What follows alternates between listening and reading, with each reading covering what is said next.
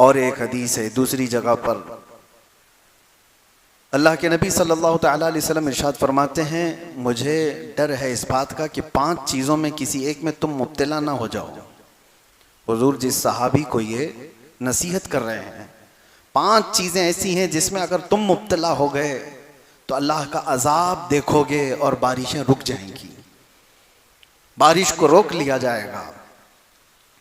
पूछा गया या रसूल अल्लाह सल्लल्लाहु अलैहि वसल्लम वो 5 चीज़ें क्या हैं? तवज्जो चाहता हूँ मेरे अजीज़ गौर से। सबसे पहली चीज़ मेरे आका सल्लल्लाहु अलैहि वसल्लम फरमाते हैं कि जब खुल करके ऐलानिया तौर पर गुनाह होने लग जाए, ओपनली सब कुछ किया जाने लग जाए, तो यह अल्लाह के अजाब को दावत देने वाला पहला अमल है। लोग अपनी बुराइयों को छुपाया करते थे, लेकिन इस दौर में अपनी बुराइयों को जाहिर करने का फैशन आ चुका है। जो कुछ किया उसको रील बनाया और सब में नशर किया। इंटरनेट की दुनिया पर आज देखें भरे हुए हैं नौजवानों की सबसे ज्यादा मसरूफियत आज किस काम में है? उनको रील्स बनाने हैं। किन कामों के रील्स बनाने हैं? कोई फायदे के, कोई नफा के? नहीं, लड़कियां भी इसी में मसरूफ हैं, लड़के भी इसी में मसरूफ हैं। वो मुसलसल अपनी नंगेपन का, अपने अय्याशी का इजहार करना चाहते हैं ताकि पूरी कौम देखे। और यही तो बात मेरे आका सल्लल्लाहु अलैहि वसल्लम ने फरमाया, जब फहाशी ऐलानिया होने लग जाए, ओपनली होने लग जाए। और एक हदीस मैंने इससे कबल भी आपके सामने जिक्र किया था। 3 चीज़ें मेरे आका सल्लल्लाहु अलैहि वसल्लम ने फरमाया था, 3 चीज़ें जब तुम देख लो तो ज़मीन के ऊपर रहने से ज़मीन के नीचे रहना बेहतर है। मतलब क्या है? कब्र में चले जाना बेहतर है। वो 3 चीज़ों में हुजूर एक पाक सल्लल्लाहु अलैहि वसल्लम ने ये फरमाया था कि जब उलमा इल्म वाले दयानतदारी छोड़ दें, हक बोलना छोड़ दें, वो मुदाहनत करने लग जाएं, नंबर 1। नंबर 2, मालदार लोग जब बखील हो जाएं, कंजूस हो जाएं। नंबर 3, जब औरतें बेहया हो जाएं, बेपर्दा हो जाएं। हुजूर फरमाते हैं फिर जमीन के ऊपर कोई खैर नहीं है, जमीन के नीचे चले जाना चाहिए। जमीन के ऊपर कोई खैर नहीं होगा। ये 3 चीजें हुजूर ने फरमाई थी। उसी में से एक चीज मैं ये आपके पास अर्ज कर रहा हूँ। 5 ऐसी चीजें मेरे मुस्तफ़ा करीम सल्लल्लाहु अलैहि वसल्लम ने फरमाई कि उनमें से अगर मुब्तला रहे तुम तो अल्लाह का अजाब आएगा। और अल्लाह का अजाब एक तरीके का ये बारिश का रुक जाना, सब्जों का न उगना, माल में हमेशा की बेबरकती का होना, ये सब चीजें अल्लाह के अजाबात में से हैं। क्राइसिस आ गए, लोग कहते हैं क्राइसिस क्या है? कहीं अचानक से तो कोई गिरता नहीं है, ये अल्लाह ताला की पकड़ है।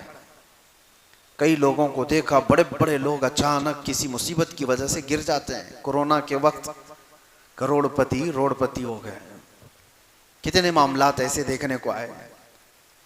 वबा फैल गई, बीमारियां फैल गई, बड़े बड़े ताकतवर लोग ढह गए। आज के इसमें मैं वो 5 चीज़ों में से एक ये बताया कि जब गुनाह खुल करके होने लग जाएं, ऐलानिया होने लग जाएं, और कुरान में अल्लाह फरमाता ला युहिब्बुल्लाहुल जहरा बिस्सूइ मिनल क़ौल, अल्लाह तबारक व तआला किसी बुरी चीज़ को जाहिर करने को पसंद ही नहीं फरमाता। अल्लाह ताला हरगिज़ ये पसंद नहीं करता कि कोई बुरी चीज़ ओपनली करे। गुनाह किससे नहीं होते? खताएं किससे नहीं होती हैं? खताएं, गुनाह जब हो जाते हैं तो इंसान ये सोचता है कि इस पर पर्दा पड़ा रहे, ये छुपी रहे चीजें। लेकिन कोई बंदा अगर आकर के बताता है मैं सूदखोर हूं, मैंने 4 औरतों से जिना कर लिया है, मुआज़ल्लाह रब्बिल आलमीन, कोई अगर आकर के बताए फलां की चोरी मैंने की है, तो वो अपने गुनाहों का इजहार कर रहा है और मखलूक को गवाह बना रहा है अपने गुनाहों का, दूसरों को अपने गुनाहों पर गवाह बना रहा है। और अल्लाह कुरान में फरमाता है हरगिज़ अल्लाह पसंद नहीं फरमाता। अच्छा, छुपे हुए गुनाह कुछ ऐसे होते हैं जो बंदे और खुदा के दरमियान राज होते हैं, जिस वक्त मौला चाहे उसको बख्श दे, किसी को पता भी ना चले, अल्लाह ताला माफ फरमा दे। लेकिन बंदा जब सारे लोगों को गवाह बनाता है अपने गुनाहों का, सबको बता देता है कि मैं ये सारी चीजें किया हूं, तो फिर वो अदल के हिसाब के तख्त पर लाया जाएगा। अजीज़ान गिरामी, पहली चीज ये। दूसरी, मेरे आका सल्लल्लाहु ताला अलैहि वसल्लम ने इरशाद फरमाया, बारिश के रुकने के असबाब में से एलानिया गुनाह होने लग जाए। दूसरे नंबर पर लोग जब अपनी ज़कात के माल को दबा करके रखें, ज़कात ना दी जाए, ज़कात मुस्तहिकीन तक ना पहुंचती हो तो अल्लाह ताला बारिश को रोक लेता है। आज के दौर में भी यही हालात है। लोगों को सिर्फ अपने माल का 2.5% निकालने में इतनी खुजली होती है, इतना दर्द होता है, हजार हीले बहाने करने लग जाते हैं ज़कात बचाने के लिए। सोचो, वो अरहमुर राहिमीन, वो खल्लाक़े कायनात, वो रज़्ज़ाक़े हकीकी जिसने पाई पाई तुम्हें दिया है, अगर वो चाहता तो आपके माल का आधा पूरा ज़कात में देने का हुक्म देता कि 50% तुम रखो, 50% अल्लाह की राह में दे दो। अल्लाह ने ये हुक्म भी नहीं दिया। ना ये फरमाया कि 100 कमाए हो तो 25 अल्लाह की राह में दे दो, 75 तुम रख लो। ये भी नहीं। ये भी हुक्म नहीं दिया कि 100 कमाए हो तो 10 अल्लाह की राह में दे देना, 90 तुम रख लेना। नहीं, हैरत की बात है, अल्लाह का हुक्म है कि 100 कमाए हो तो सिर्फ 2.5 रुपया दे देना, बाकी पूरा तुम रखो।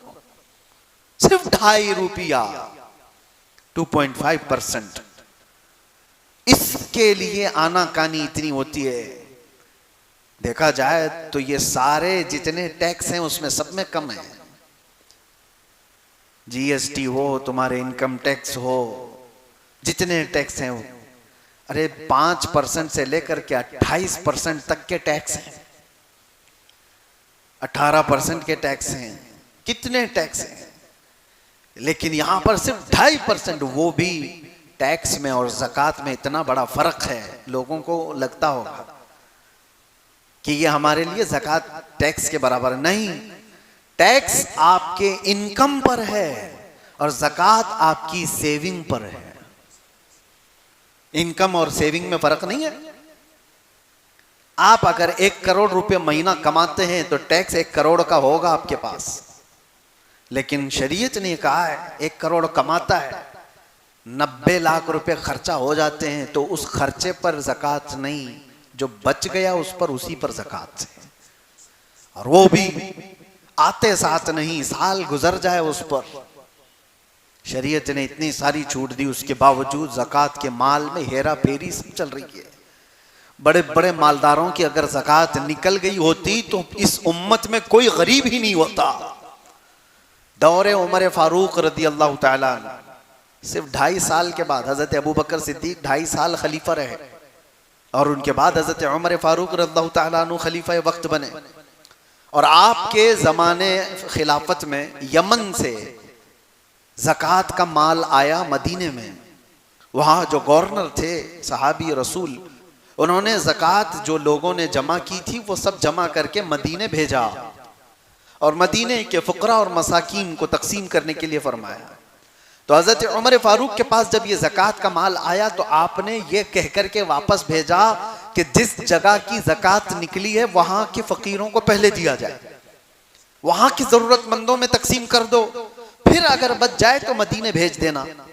जब ये माल वापस यमन गया तो वो सहाबी रसूल जो गवर्नर थे, उन्होंने दोबारा अमीरुल मोमिनीन के पास ये माल ये कह करके भेजा कि हुजूर यमन में सबको तकसीम हो गया, यहाँ पर कोई लेने वाला बाकी नहीं है, इसलिए मदीने भेजा।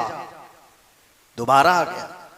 अब मदीने तैयबा में जब ये ज़कात आई, हज़रत उमर फारूक रज़ियल्लाहु ताला अन्हु ने फरमाया देखो यमन में सब तकसीम हो चुका, अब मदीने आई है, जो हकदार लोग हैं मुस्तहिकीन हैं वो आए।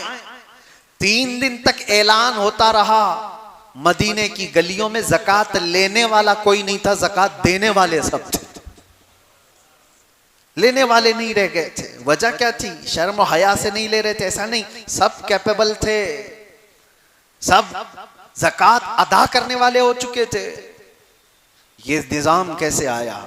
ये वही साहबा हैं मदीने में जो मेरे आका के ज़माने में इतने गुर्बत के शिकार थे कि एक खजूर की गुठली पर पूरा दिन गुजारा करते थे। एक प्याला दूध पर 70 सहाबा सैराब हो जाते थे। लेकिन दौरे फारूकी आने तक वो इतने मालदार हो चुके थे कि लेने वाला कोई नहीं था, अब सब देने वाले हो चुके थे। इस ज़कात का निज़ाम इस्लाम ने इस तरह बनाया था कि गुर्बत को ख़त्म करके सबको बराबरी का हक दिया जाए। आज मालदारों ने अपना माल रोक कर रखा है, हजार हीले बहाने हैं उसमें ज़कात निकालने के लिए, ज़कात नहीं निकालते। मुअज़्ज़ल्लाहि रब्बिल आलमीन, किसी के पास करोड़ों का माल पड़ा हुआ है और उसके बाद अचानक एक दिन आता है जब उनकी रूह निकाल ली जाती है। कुरान कहता है यौम युहमा अलैहा फी नारी जहन्नम फतुक्वा बिहा जिबाहुहुम व जुनूबुहुम व ज़ुहूरुहुम। वो दिन आग से तपाया जाएगा, उनकी पेशानियों को दागा जाएगा, उनके बाजुओं को दागा जाएगा, उनकी पीठ को आग से दागा जाएगा और पूछा जाएगा, और पूछता है वो जिसको दागा जा रहा है, ये मुझे क्यों अजाब दिया जा रहा है? अल्लाह फरमाता है हादा मा कनज़्तुम लिअन्फुसिकुम, ये जो तुमने अपने लिए खजाने जमा किए थे उसका अंजाम है। फज़ूक़ू मा कुंतुम तकनिज़ून, अब चखो जो कुछ तुमने जमा कर रखा था। ये जो ज़कात दिए बगैर माल घर पर रहा, हदीस पाक में है उस माल का एक अज़दा बना दिया जाता है जो कब्र में हमेशा उस मैयत के ऊपर मुसल्लत रहता है, क़यामत आने तक उस मुर्दे के ऊपर वो तारी रह जाता है। वो हटाना चाहता है और वो सांप उससे कहता है कि मैं तेरा वो महबूब माल हूं जिसको तू कभी अलग नहीं करता था, कभी तू अलग होने नहीं देता था, मैं हमेशा तेरे साथ रहूंगा कब्र में। अजीज़ान गिरामी वक़ार, अल्लाह तबारक व तआला ने जो माल हमें दिया हमारा अपना कुछ नहीं है। अगर ये एक हादसा हो जाए तो सारा माल ख़त्म हो जाएगा। माल हो तो ऐसा, अल्लाहु अकबर, अश अश करते हम उस उस्मान इब्न अफ़्फ़ान रज़ी अल्लाह तआला अन्हु का, जिन्होंने अता करते करते इतना दिया था कि आज तक उनके माल को अल्लाह ने महफूज रखा। मदीने में